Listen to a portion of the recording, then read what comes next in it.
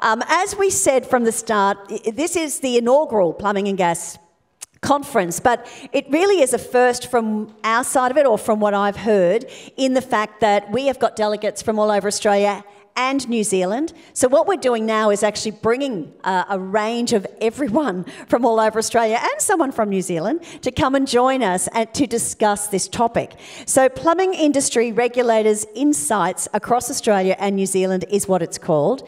I've got a fantastic lineup of people to bring on stage. So let's bring them up one by one, and I know you're going to go crazy for them. First of all, we got Adam Crowle, the Chief Gas and Plumbing Inspector at the Department of Energy, Mines, Industry Regulation and Safety, representing WA. This is like the Miss Australia Awards, isn't it? Representing. Aleyna Hall is the Chief Executive at the Plumbers, Gasfitters and Drain Layers Board of New Zealand. Chris McCahon, Assistant Commissioner, Regulatory Standards and Support at the Queensland Building and Construction Commission. We've got Grant Wilkinson, Assistant Commissioner, Regulatory Standards and Support at the Queensland Building and Construction Commission as well. Yes. And Tristan Luther is from the newly established Building Commission, New South Wales. And finally, I do have another one, Todd Lewis, Manager of Plumbing Regulation Department for Energy and Mining, representing South Australia. Okay, now, again, we believe, as I said, this is a first, a panel of representatives from various plumbing industry regulators across Australia and New Zealand, and it appears, we did have a little chat prior, that no matter what state or country you are in, the unlicensed contractors conducting plumbing work is a big problem no matter where we are. So, are some of our territories, states and countries doing it better than others? Or maybe we can pool some ideas and come up with a proper solution. So we're going to start with this question about what's happening, what are you doing, how are you managing it? With Aleyna, do you want to start? Oh, you look shocked. Okay, well, because we were discussing about that Reporter Cowboy app and all that, so I think you're a good one to start it. Yeah, no, sure. So kia ora, my name's Aleyna and I'm your New Zealand delegate here today. We, as the regulator, have probably a different role in New Zealand than what we do in Australia. So our primary responsibility is to protect public health and safety. We are the regulator for plumbing, gas fitting and drain laying in New Zealand. We spend a lot of time, I guess, looking at way that we can respond to concerns not only from the public but also from practitioners in response to what we call unauthorised work. There are a number of complaints that we get from, I guess, both from public and from practitioners who come across work that has been done that isn't compliant. Our primary kind of response to that is to get people to make an official complaint to us.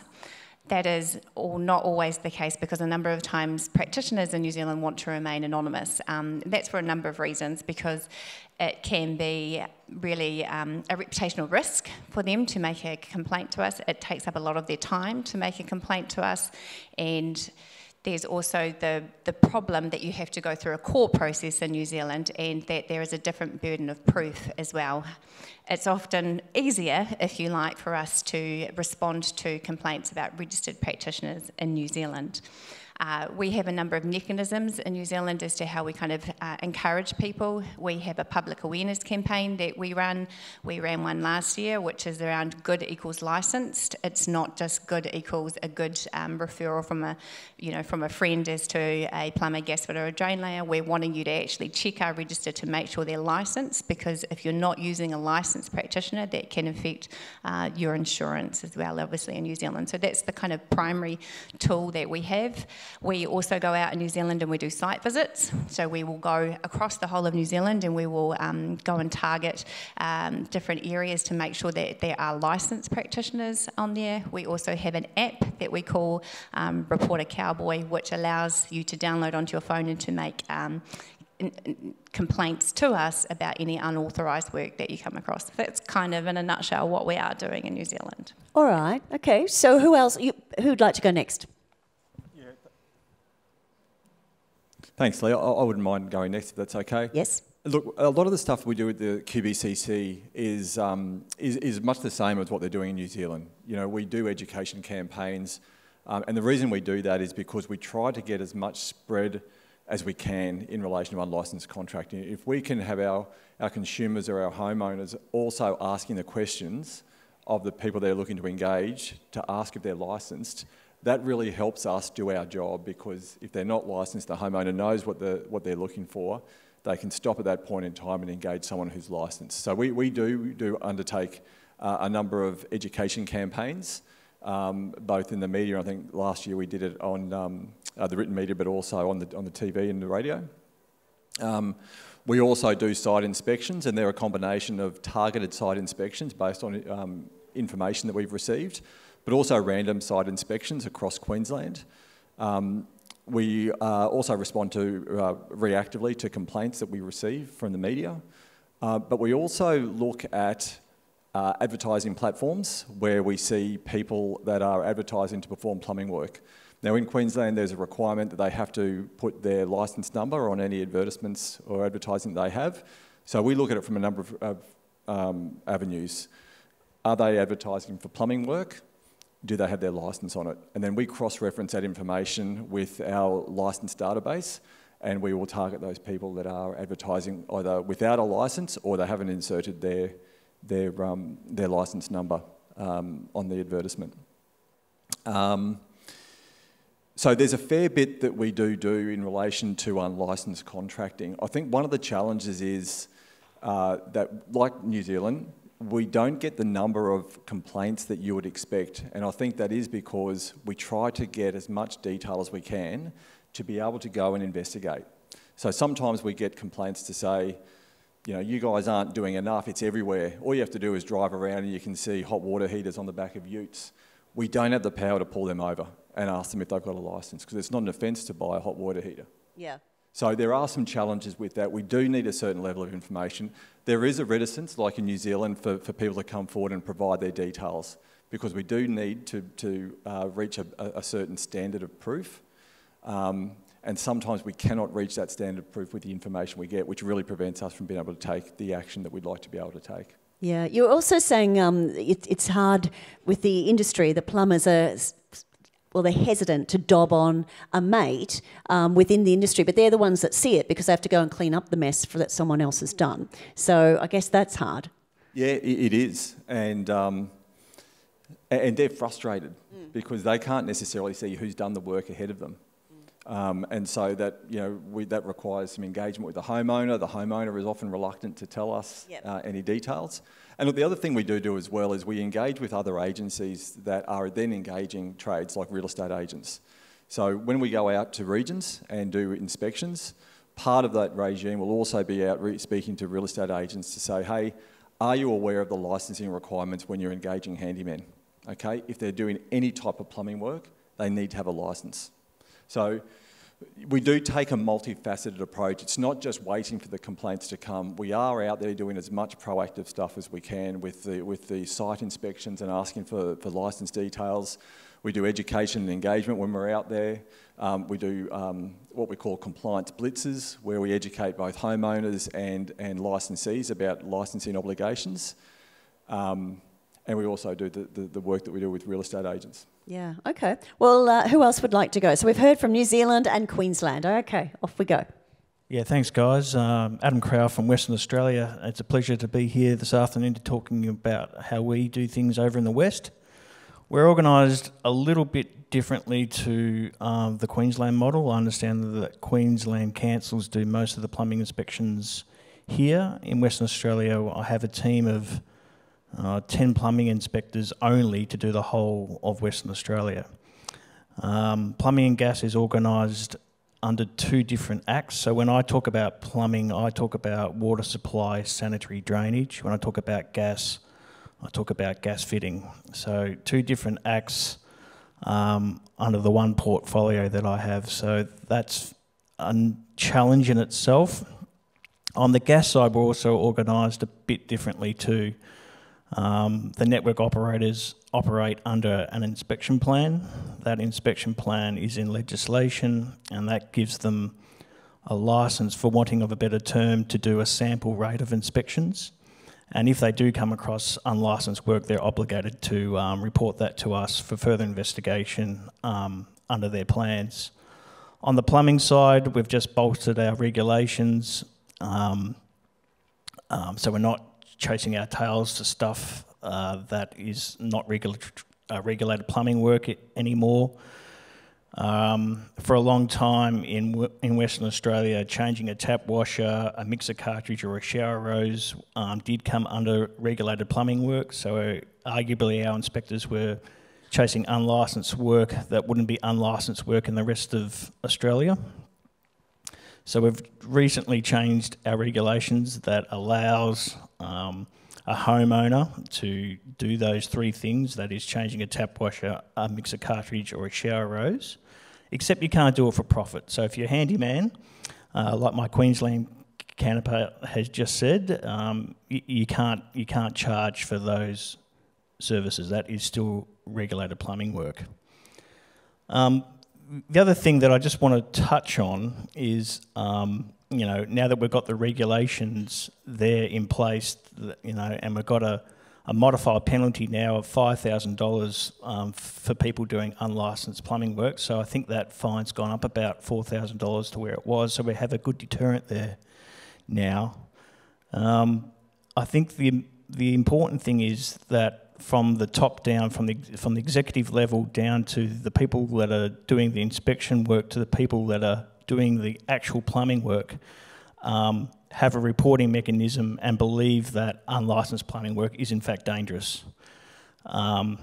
It is a bit of a slower burn in plumbing than it is, say, if you do unlicensed gas fitting work or unlicensed electrical work.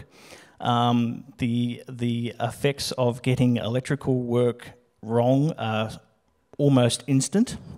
The same can be on the gas side, although it's a bit of a slower burn. Carbon monoxide, although gas explosion can also be instant. The health effects of plumbing are probably not that well respected, but it can be dangerous if you get it wrong, particularly in the environment, but also in people's health. If you have water ingress into houses and stuff like that, you can get mould and mouldew, and that can cause all sorts of issues. So it is a slower burn, so that's perhaps why it doesn't get the attention that it deserves. Right. I haven't forgotten New South Wales and South Australia. I'm coming to you, but I've just got a question for you, Adam. Please provide an update on the Iplex fiasco in WA. What have the impacts been? What is the resolution? How did this situation happen? Yeah, I knew it wasn't going to get away with coming all this way and not getting a question about Iplex and Fletcher's. Because it's an ongoing investigation, I can only talk to you about what is in the public domain at the moment.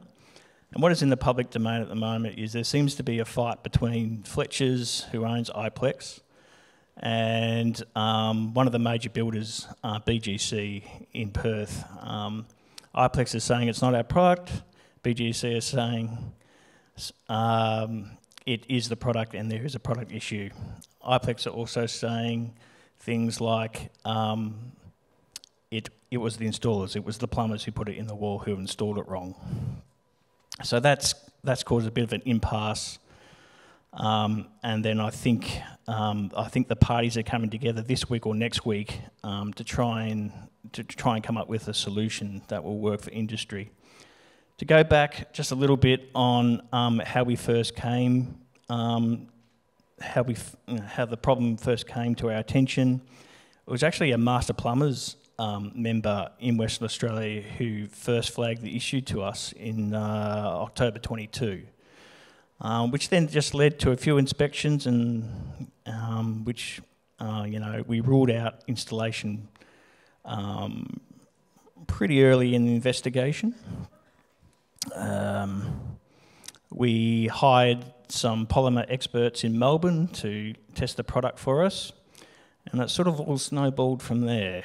Iplex Fletchers are have come to the party a little bit. They've provided $15 million so far for people to rectify their homes, but that comes with a caveat that, you know, there's a no blame policy with that. That's just out of the goodness of their hearts. But we know that the product in Western Australia has been installed in at least 15,000 homes. We know that we know to fix that problem in each home is about 60 grand on average. So when you multiply 60 grand by 15,000 homes, you know, you're into $1 billion, or very close to. So because there is so much money involved in this, and because iPlex have shareholders both in Australia and New Zealand, there is a bit of an impasse at the moment, and it's been well publicised. So we're hoping that impasse will be finalised, so at least people's homes can be fixed. That's where our focus is in the department. Like, the money aside, we just want the problem fixed. Okay, did that answer the question? I think that was Claire. Did you? Yeah? Perfect. All right, now let's go to New South Wales. Sure. So if we're talking about our unlicensed traders out there, what we're seeing from a New South Wales perspective, we're seeing the rogue traders. So these are the backyard, you know, these are the cowboys out there that are just purely unlicensed. We're generally seeing those through complaints. So the complaint will usually be via either another trader, a properly licensed trader, a contractor. Plumber comes along to repair the work, or we're seeing the complaint come from a consumer, similar to what New Zealand and Queensland have been saying. I suppose from that point on, that's where we're taking action where possible. Again, there's an investigation process.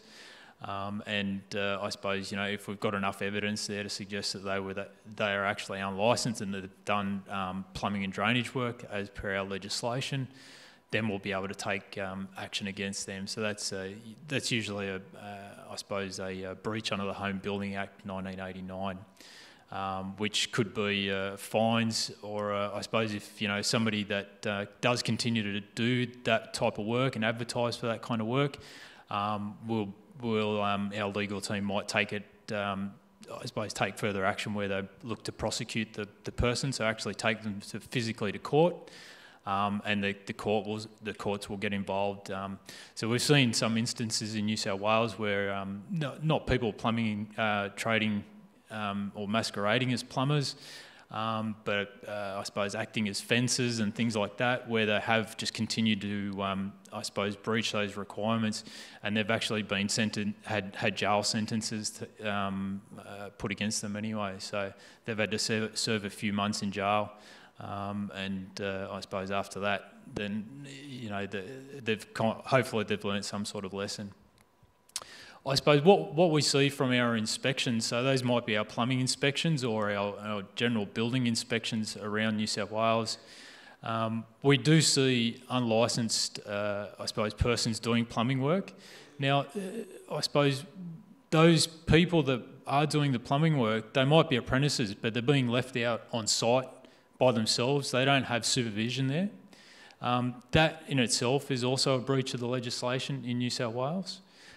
So it's I suppose it's probably just an important reminder for industry out there that they should be supervising apprentices, because it is a breach, and there are penalties associated for apprentices potentially, as well as for the I suppose the business operator, and making sure that they're providing appropriate supervision in that space. But would it be the apprentice's fault if he was sent out there? Shouldn't it be put back on the business owner? On the business, yeah, that's right. It should be back on the business owner, that's right. Yeah. Okay. All right, South Australia, we haven't forgotten about you. Your turn. No, that's fine. We have a very similar model to my other jurisdictional counterparts that I sit up here with today, with a couple of nuances. We manage technical and safety regulation at the Office of the Technical Regulator. Licensing is handled by another department called Consumer Business Services. So we would probably take control of the investigative function of complaints that come in either from the public, from trade, from industry, and we would then hand our findings over to Consumer Business Services to follow up with the process, whether it becomes a court matter or they provide warnings or whatever they might deem to be appropriate in each individual case.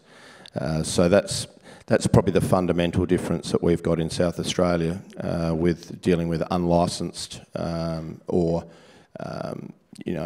inappropriate tradespeople or trade work that's been carried out. All right. I know initially when we first started there with Aleyna, you were saying, you can't actually name someone and be anonymous. You've got to put your name to it. Is there some way of maybe lessening that rule? Because I think maybe more people might put their hand up if they could come in anonymous. Yeah, we're not saying that they can't. It just makes it difficult for us to act sometimes. So we will still receive the complaint in Queensland.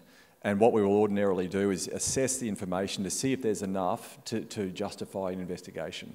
So if we've got enough information that allows us to go to a site, exercise our powers, inspect the work and see if it's defective and identify an offender, that's great. If we don't have that level of information, we may not be able to progress it. And when it's anonymous, without contact details, it makes it hard to go back and try to clarify information. So we will still receive those complaints. And then what we can also do, if there's not enough information to justify an investigation at that stage, we will review the information we have on a fairly regular basis. And if we get 1, 2, 3 complaints, then that'll encourage us to then escalate it and proactively go out and have a look to see if we can do more in relation to that particular contractor. Yeah. Okay. Well, you've heard some of the differences. There's a lot of similarities too. Does anyone here have a question they want to ask? Does anyone here think that one state, territory or country is doing it better than the other? No. My goodness, I've never seen them so quiet. Lee, I might just touch on something that some of my counterparts had mentioned, and it involved the legislation. And I think in New South Wales you were talking about jail time. We have similar provisions in our legislation up in Queensland that probably is not broadly known. And it's basically a tiered approach where if someone is convicted on a third time for unlicensed contracting, we can't issue a PIN and we have to proceed by way of indictment, which means that we have to prepare a brief of evidence and that's got to go to the district court and it's got to be determined by a judge. Now, the significance of that is it carries a maximum penalty of 1 year's jail.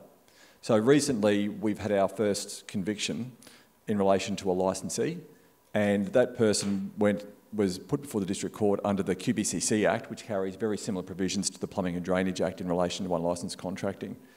That licensee received a fine of $15,000 and was required to pay $8,000 in compensation.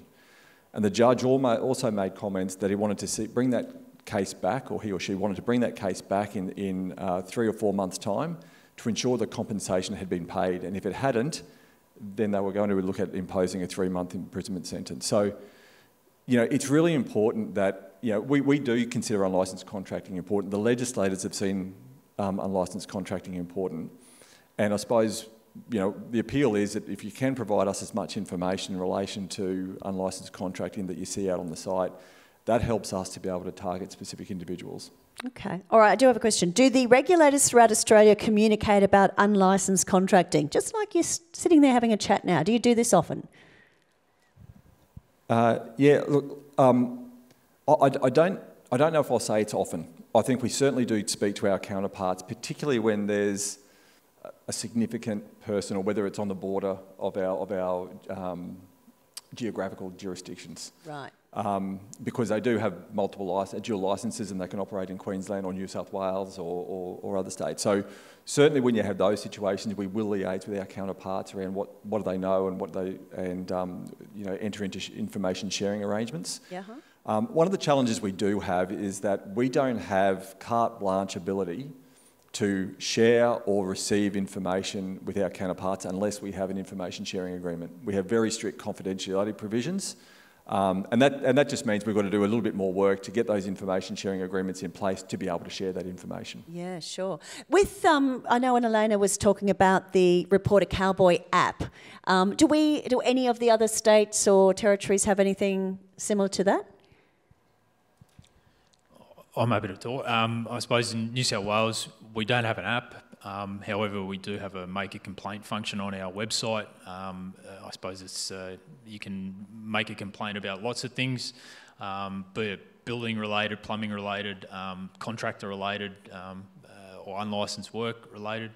But ultimately, again, it all comes down to actually providing evidence of that. So we can't just go on, I suppose, Joe Blow did the work at this property and he's unlicensed. Well, we physically need to be able to determine that he's done the work. So either catch him in the act of doing the work, yeah, or I suppose alternatively have the evidence to say, well, he's provided a quote, here's an invoice, which suggests he did the work there, you know. Yeah, but doesn't it just give it like a bit of a red flag or a name that you know to put on the list? Like, is there such a thing? Is there a list of ones that you actually watch? Yeah, I suppose the complaint system does keep a record of the complainants. Mm-hmm. So if a certain person does flag up a number of times, then I suppose there will be a red flag placed against their name.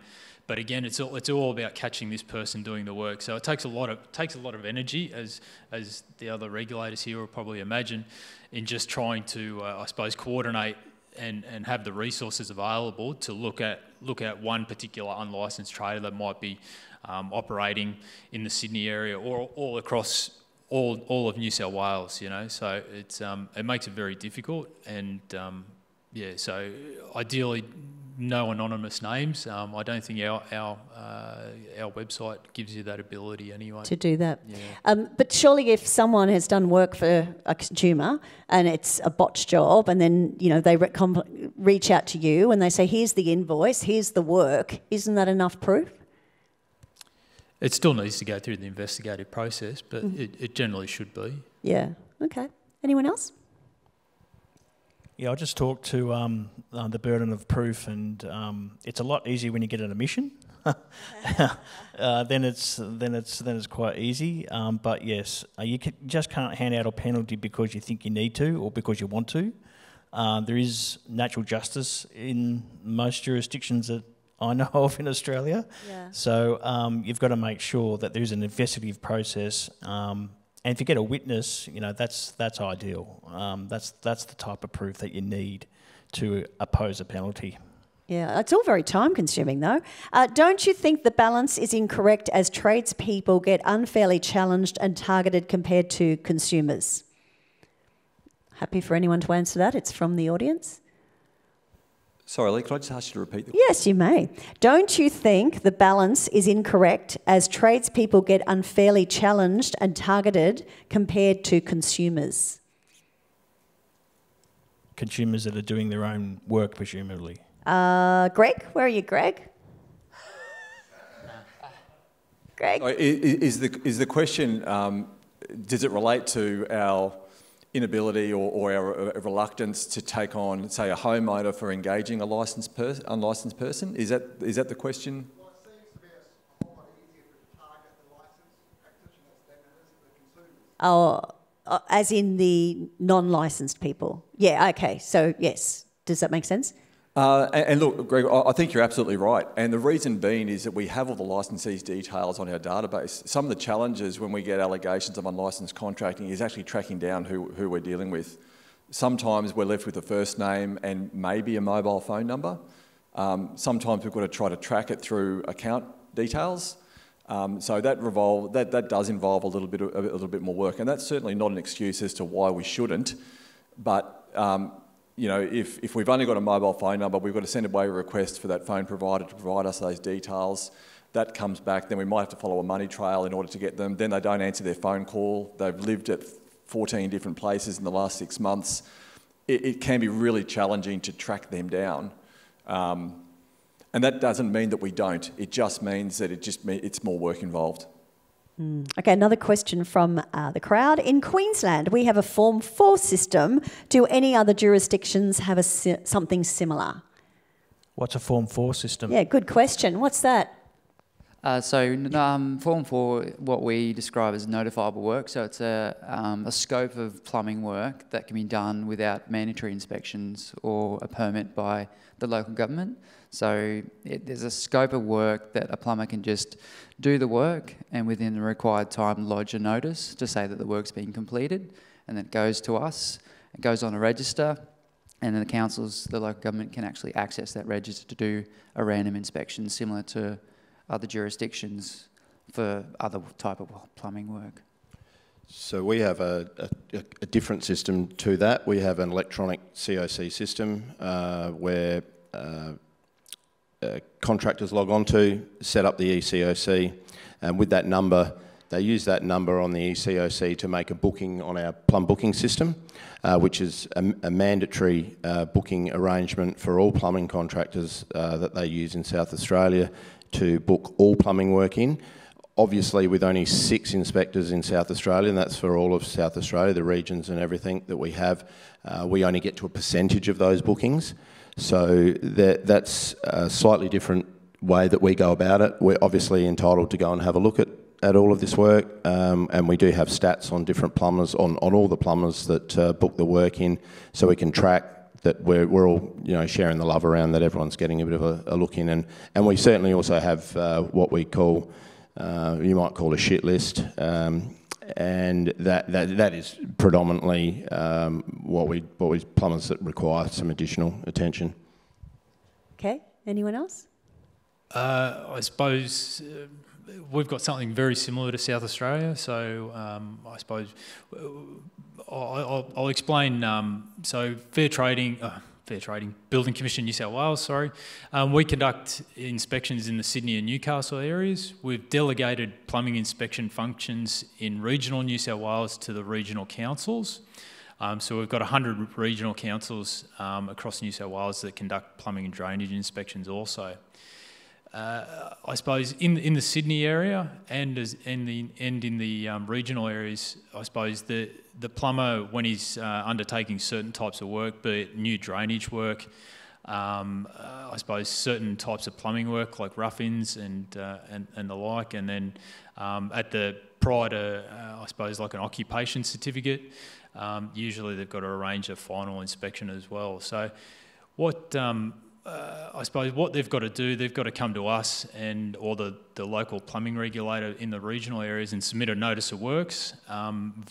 In the Sydney and Hunter areas, it's I suppose an electronic system, so they jump online and they do that, and I suppose that's where they pay their fees. They submit certificates of compliance after the completion of the job and submit sewer service diagrams. So once they've essentially paid the fees, they'll ring up a booking line, arrange a booking. Now, we conduct about 70,000 inspections in the Sydney and Hunter areas. We don't do rough-in inspections for potable heated water or rainwater. We've got some areas in Sydney and Newcastle where there's recycled water. We do, I suppose, like non-drinking water, so if it might be supplied by a network utility operator, or in some of these new high-rise buildings that we're seeing around the place, they're incorporating, I suppose, wastewater treatment plants or projecting to anyway. So we might be conducting, I suppose, rough-in inspections on those types of properties. But I suppose, yeah, we'll generally try and look into that, and then, yeah, from those inspections, similar to what Todd was saying, is that we've got we look at the risk associated with certain plumbers, certain types of buildings. So if you've got a small single dwelling property or a 100-storey high-rise, there might be more risk associated with the 100-storey high-rise as opposed to the Class 1 building. And there's certain types of risk between plumbers, and so one plumber might have a poor performance record, whereas others don't. So we've got a bit of a risk matrix there that we look at and determine where our inspectors will go to. So our inspectors, we roughly get about to 1/3 of the inspections in the Sydney and Newcastle area. And my understanding in the regional areas, most of those are about 100% inspections anyway. Okay, has anyone not answered that? Did Western Australia? Yeah, sure, I'll have a go. We don't have a Form 4 system per se, but we do have something similar to South Australia. We do have an electronic certificate of compliance model. So if you're a licensed plumbing contractor, when you've done your work, you submit your electronic certificate of compliance, then that is put into a pool and you could be randomly selected for inspection. Oh, wow. I've only got 10 inspectors for the whole state, so we use a probability model based on past data of is it high compliance, high risk, or is it high risk, low compliance? So we don't really go out and see stuff that is high compliance, low risk. Some of the major housing developments and those types of builders, they do the same work all day, every day. Do we really need to go and see them every day? Probably not. But do we need to go and see things like the Children's Hospital? Well, then probably yes. Yeah. So in Western Australia, it's based on a risk-based approach and a probability model. Mm-hmm. And Aleyna, have you answered this? No? No. So in New Zealand, as the regulator, we are not responsible for anything to do with any building consent. That is all of our local territorial authorities, so our local councils. They are responsible for going out and checking that it meets compliance. I think, though, there is some work that we can be doing in New Zealand and engaging more with our local councils to make sure that they are signing off work that has been done by a licensed practitioner, and that's a piece of work particularly in rural New Zealand where there are limited practitioners that we could really be engaging and be more effective in that space where our jurisdiction and regulation allows us to be. Okay. All right, question from delegates. How are the regulators funded in Australia? So we're industry funded, so from licensing. There's no function that we perform that there's any cost to the community or the contractor.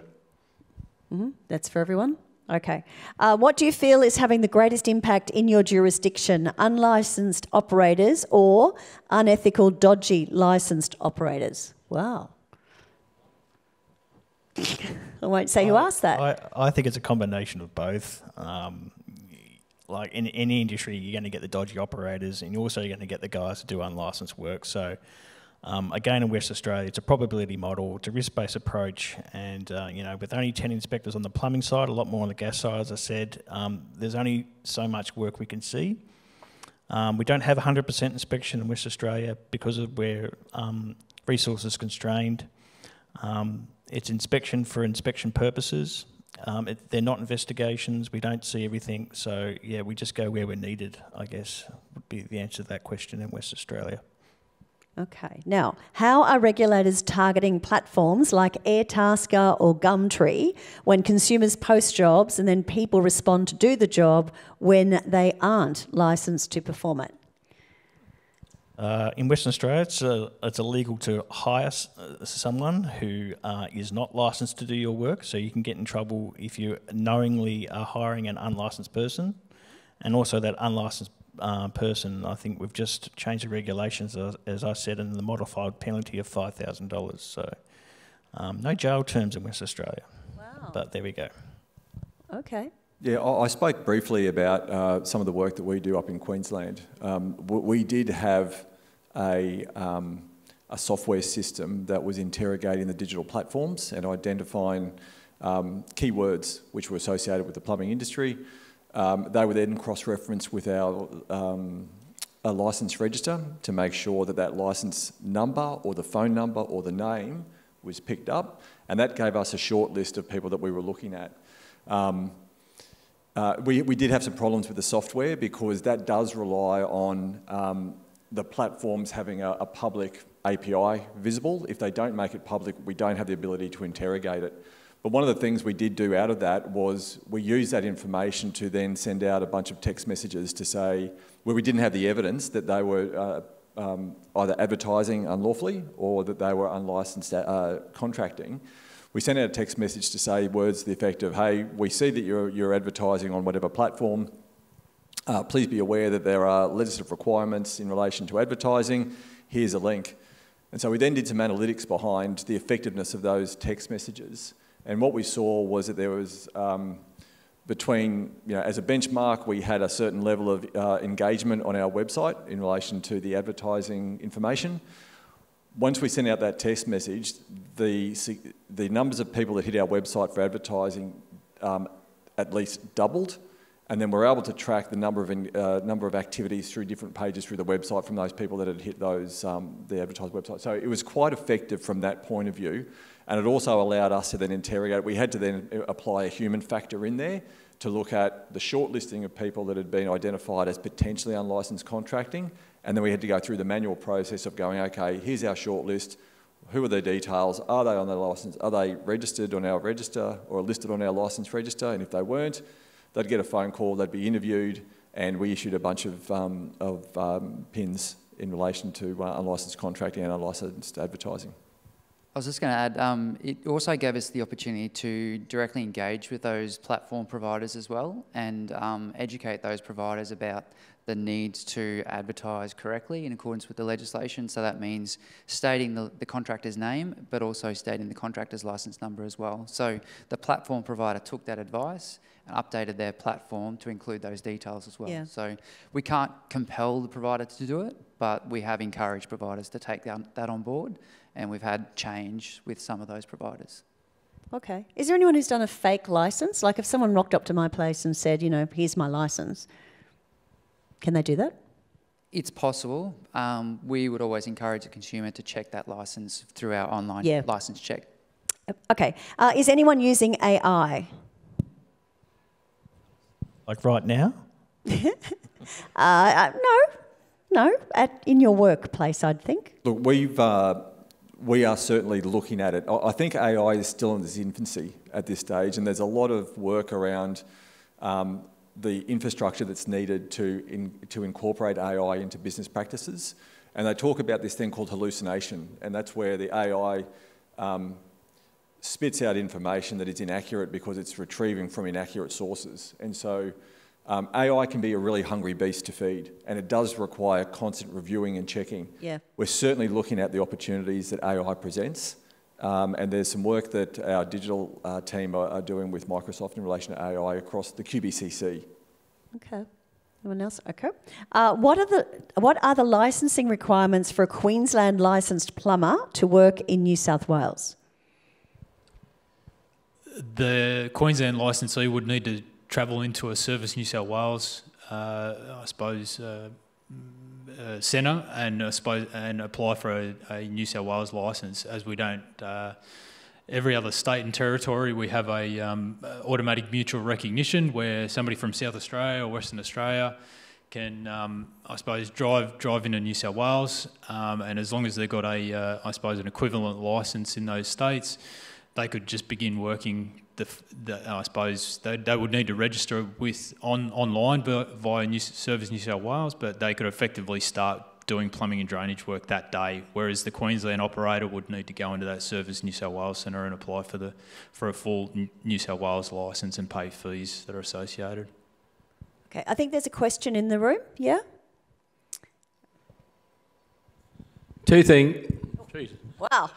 Two things. We had a wonderful organisation once called ANZRA, Australian New Zealand Reciprocity Association, and that was where we could make sure that people travelling across the ditch could get a licence on either side.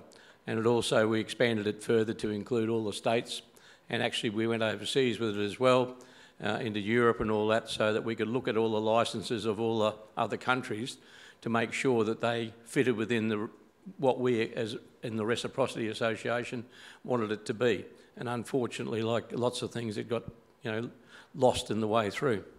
Back to Form 4s, I was one of the architects of the Form 4s, along with Glenn Brumby from the department, and we put the Form 4s in place for a couple of reasons. One was to save the consumer money, because if a consumer was getting a bathroom renovation done, they would have to pay the local authority $600 odd to be able to get that work done, when it was all work that we could do as licensed individuals. The other reason that we did it was to provide money to self-fund the Plumbers and Drainers Board of Queensland. And that was the main reason why, because we were under attack from, doesn't matter which political parties it were. That was what we wanted to do, was to ensure that we could say to those people when they came knocking on the door, we are self-funding, so excuse the expression, piss off. So that's why we put that in place. And the other reason was we wanted to have the audits carried out and that information go back to industry to find out what plumbers were doing wrong, so we could put an education program in place to be able to fix that all up so that they didn't make the same mistake again. So that's the history of the Form 4s in Queensland. I'm very proud of what Glenn and I did with it, and it's unfortunate that it's been railroaded quite a lot from because the Plumbers Board got pushed across to the QBCC. But I would like to go back to having a Plumbers and Drainers Board again, well away from the QBCC. So what's the question? Yeah, there. Okay. Was that? No, we're done. Okay. Aleyna, this is for you. Do you think CPD has been successful in New Zealand, and what would you change with the CPD program? Thanks, Greg.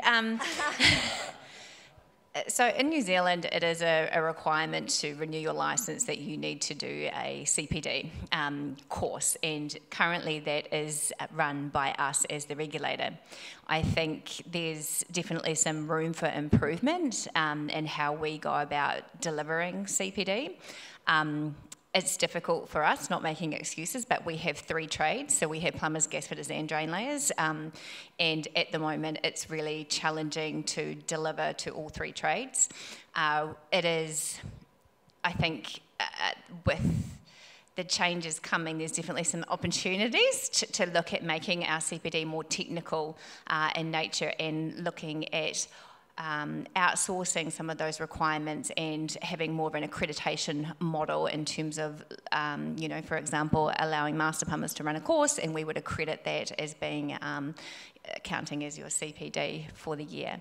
So I think there's definitely some room for improvement in how we go about delivering our CPD, but it's definitely improved.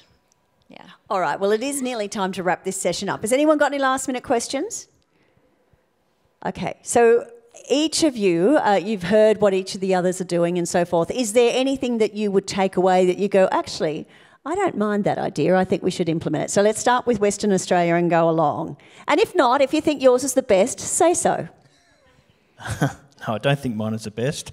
As I said, I've only got 10 inspectors. If there's one thing I could change, I'd get more inspectors. And we have been campaigning our higher-ups, and we are putting new people on board. And hopefully we'll be able to stem the tide of some of the unlicensed work that we know about but just don't have resources to put on at the moment. Okay, Aleyna? Not so much something I would change, but I definitely think there's an opportunity for us to get together as regulators in Australia and New Zealand, just following on from your point, to share what we are doing and what works and what doesn't work. So we're not all spending practitioners' money, making the same mistakes, and we can learn from each other. So I'd definitely like to see some of those opportunities furthering on this one. All right, continuing along. Look, I think, like Western Australia, I think more resources would be amazing to be able to get further out to Queensland more regularly and really engage with our licensees. And I think the other thing that's going to be big in that space is going to be AI. If we can harness AI, that can make particularly the customer experience in dealing with the QBCC a lot better. And we're doing a lot of work in that space, separate from AI in relation to the customer experience. But I also think that, from a QBCC point of view, we have an opportunity to provide a lot more education in relation to what we're seeing based on our complaints, on what we're seeing from our site inspections, what are the common misconceptions that we're seeing from inquiries that we receive in relation to, for example, notifiable work. And that's certainly something that we've got heavily prioritised in our 2024-2025 compliance enforcement strategy, yeah.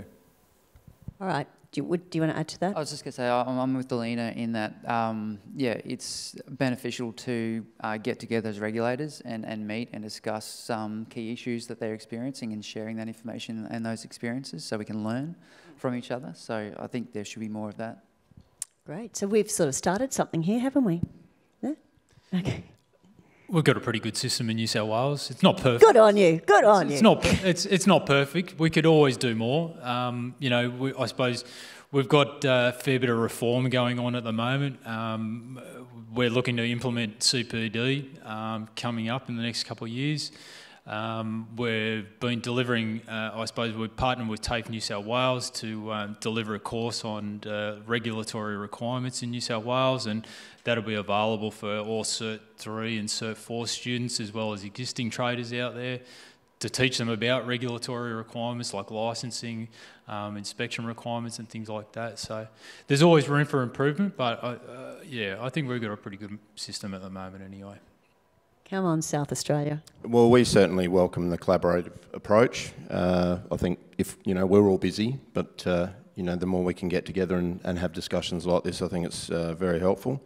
I think the CPD discussion is quite important. We support that model, and we're watching sort of New Zealand. I think Tasmania has a model that they're using as well. So we sort of feel that the regulators shouldn't be the custodians or the owners of all the knowledge. We want to bring up, we want to spread that knowledge around industry and which basically provides results for the community in the end. So we certainly like that, and I like the idea of the digital platform. Where we've got a lot of problems with Airtasker and all these other types of sort of organisations that are contracting for plumbing work and probably not licensed plumbing contractors in the first instance. But that is a very difficult space to monitor. It's very, very time consuming. Yeah, Lee, probably one thing that I've missed that I'd like to articulate too is we've spoken about the opportunities to collaborate amongst the jurisdictions. One of the big things I think is also the collaboration with industry associations. They're representing the members. I know that Penny from Master Plumbers and I speak fairly regularly about stuff, and I think that can be improved in relation to us as regulators understanding what is it that's impacting the industry, providing feedback to us so we can then help guide our compliance and enforcement approach, but also we do a lot of education and a lot of stuff on our website, but even getting the feedback around, is this hitting the mark? Where are the gaps in our education that we want to put up there? So I think there's a real importance about the relationship between the regulators and getting the feedback and engagement with the industry associations. Yeah. Well, it's from the ground, isn't it? Yes, how about a big round of applause for all of our panellists here? We've got Adam, Aleyna, Chris, Grant, Todd and Tristan. So thank you so much, each and every one of you, for your time today. We do have...